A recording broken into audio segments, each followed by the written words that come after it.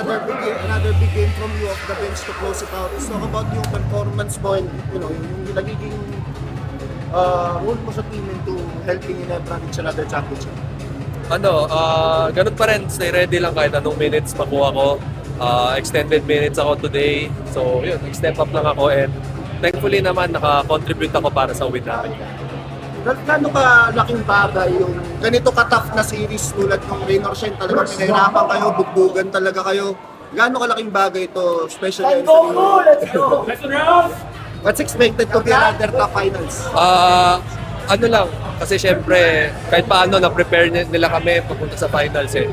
Kasi hirap rin nilang kalaban, well-coached, ang gagaling ng players. So yun, talagang kahit paano, nakatulong sila sa amin na maging ready sa finals. Ako personally, gaano kalaking bagay naman sa kumpiyansa mo na? Kasi yung minutes mo up and down nung eliminations, pero I think nung pagpasok nyo na semis, gamit na gamit ka ni Coach Tim and sinuklian mo naman with the excellent performances. So personally for you, gaano kalaking bagay itong ganitong ano? Hindi lang naman sa akin, lahat naman kami, confident kami, and hindi naman yan sa pagpasok na kung gaano kahaba eh.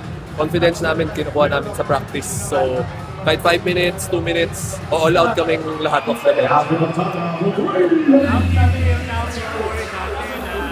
Nag-out ka sa isang team and then almost ito sa Ginebra, you're playing experience and then eventually now you're playing in the finals.